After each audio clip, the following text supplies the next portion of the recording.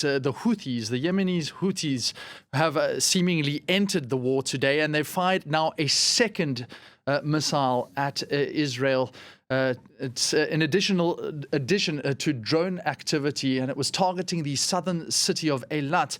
Now, the Houthi movement said it was launching those strikes, describing targeting Israeli military sites. Israeli sources, though, say that they were intercepted, but the developments do raise fresh fears that the group could again threaten Red Sea shipping routes, which is a vital global trade corridor. Gabriel Nadler has that story. Firing a salvo of missiles at Israeli military sites, Houthi forces have opened a new front in the war. The Iran-backed rebels said they would continue their military offensive until aggression from all sides came to an end. The Yemeni armed forces, with the help of Allah Almighty, have carried out the first military operation using a barrage of ballistic missiles targeting sensitive Israeli military sites in southern occupied Palestine. This operation coincided with the heroic operations carried out by the Mujahideen brothers in Iran and Hezbollah in Lebanon. By the grace of Allah Almighty, the operation successfully achieved its objectives. The escalation raises fears of renewed attacks on the Red Sea, with all eyes now on the Bab el-Mandeb. This vital corridor off the coast of Yemen connects the Red Sea and the Gulf of Aden and is one of the busiest shipping lanes in the world. Attacks on the strait would disrupt the global energy market even further, already impaired by Iran's effective closure of the Strait of Hormuz. At a Yemeni rally in solidarity with Iran, Lebanon and Palestine, some expressed their support for Houthi involvement in the war. We stand with our brothers in Iran.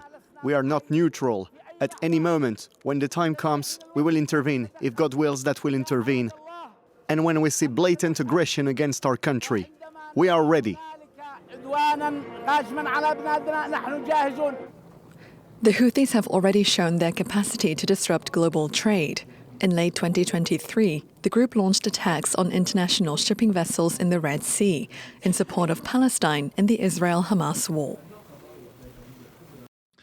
Kethevane, what would this mean?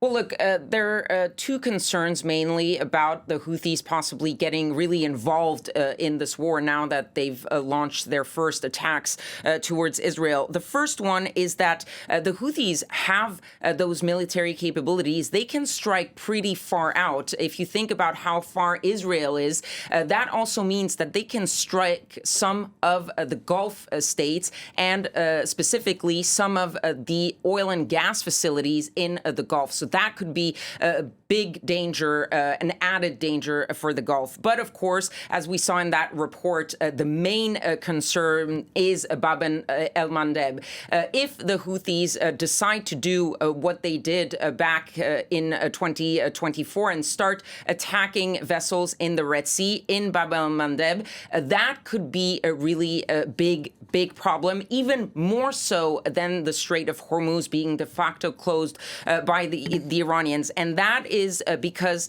there are two things to remember. One is that now that the Strait of Hormuz is de facto closed, some of the shipping has been diverted to Bab el-Mandeb, including, for example, the Saudis. The Saudis have diverted millions of barrels of crude oil through the Red Sea in order to bring them out instead of going through the Strait of Hormuz. But it's not just oil and liquefied gas that we're talking about. It's not just energy.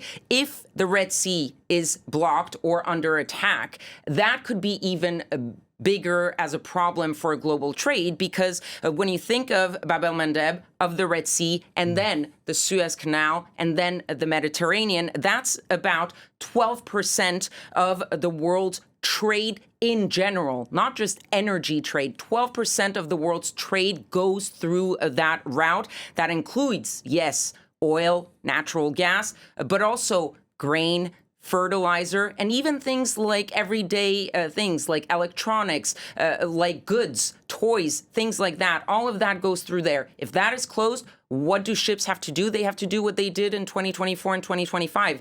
They have to go all the way around Africa through the Cape of Good Hope.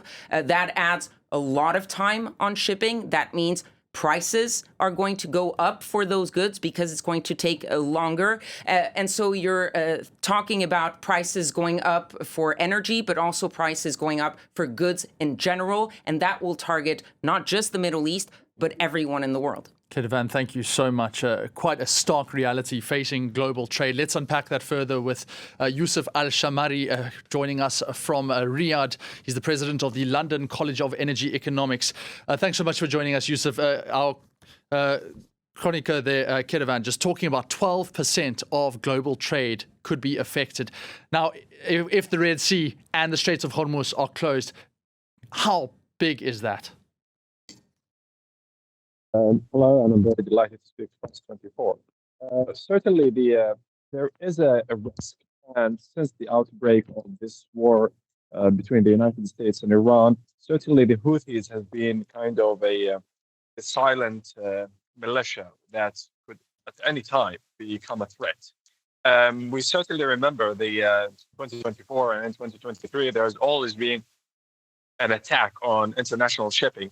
But I believe here currently Saudi Arabia continues to use the Bab el-Mandeb, exporting something like 5 million barrels, and that is just 2 million barrels below its cost before the crisis, which was 7 million barrels, which includes both the Strait of Hormuz and the Bab el-Mandeb. But assuming that we have any risk in the Red Sea, I would expect that perhaps there could be the other route, which is through the Suez Canal. But I think that could certainly increase the time for shipping, especially for energy and oil exports going through the Asian markets.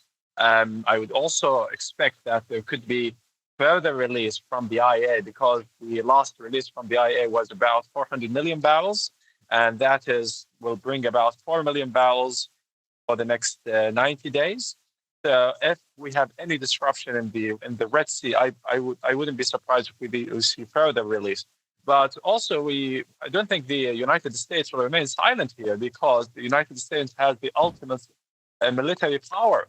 And I would expect perhaps there could be further attacks on Houthis' sides if we see any risk for energy exports passing through Bab el-Mandeb. You touch on a series of very important points there, but just in terms of the structural changes in terms of oil exports, are we looking at an entire structural shift away from the Straits of Hormuz? And what could this actually mean now for the price of oil? It's already surged past $100 a barrel. Well, I believe that the price of oil will remain above $100 for the let's say several months, because the geopolitical risk premium will continue to be there, even if the conflict ends, let's say, tomorrow. Because Iran will always remain a threat. And of course, let's also keep in mind that the insurance companies and so on, that will always have the ultimate say on how these commodities will pass through the Strait of Hormuz. I think here many countries will always need Strait of Hormuz. I think it's only Saudi Arabia in the region that can bypass that strait. But look at Iraq, Kuwait, Bahrain, Qatar, and even the UAE. They all almost fully dependent on that passage. So there is no way around it. And I believe if you think about the long-term solution, I think there needs to be more of a GCC energy, unified energy infrastructure that could enable a complete bypassing of the Strait of Hormuz. But for the foreseeable future, I believe the world needs this strait, and it will certainly needs to come back as an international passage that is protected by international powers.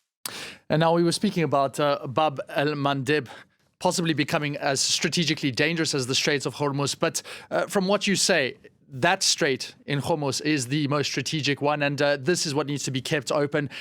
You've also talked about an energy shock recently. Possibly we are facing the most severe supply energy shock since COVID. That was a demand energy shock. This is supply now, which could raise prices indefinitely. We don't really know. But surely there's a point at which the United States is also forced to retreat, possibly? Well, I don't think it's the United States will retreat here as that easily because, as we hear from President Trump, the United States effectively doesn't rely on the Strait of Hormuz. The United States is almost energy independent. It exports oil, actually. And if you look at the West Texas, has been the least affected compared to other benchmarks, other international crude benchmarks. But the United States will have an indirect impact as due to the international rise in energy prices. That can mean higher inflation in the U.S. because higher gasoline prices and higher commodity prices due to the increased prices of international trade. So I think the U.S. will have to have its mission complete.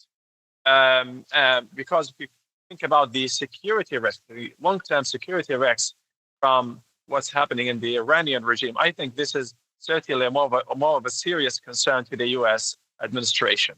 So I think the U.S. will have its energy security first already secured. So it's certainly, I don't think the U.S. will have disruption in energy supplies, but the increase in energy prices for the Asian economies, that is perhaps something that the U.S. will have to cope with for the foreseeable period. So what's the tipping point then? Is there an actual figure? Is there an estimated a level which the United States might have to actually take stock and say enough is enough? Well, I think if we see Asian economies ending in recession, then I think that will certainly have serious consequences for the decisions coming from the U.S. administration, because that will have a knock-on effect on the U.S. economy. We certainly, I don't think the no international government would want another economics of the COVID-19 pandemic. So I think if we continue to moving towards that dangerous zone, then I think we can see major dramatic change in the decision coming from the U.S. administration. So perhaps above $120. Over $120, that's the estimate. Okay. I mean, we'll keep an eye on that, and we do hope that the price doesn't reach that level. But certainly, with the Houthis now saying that more attacks are expected in the coming days, this is certainly one to keep an eye out on. Yousef Alshammari, thank you so much for your input. Absolutely fascinating, and thank you for just joining us here on France 24 with that outlook.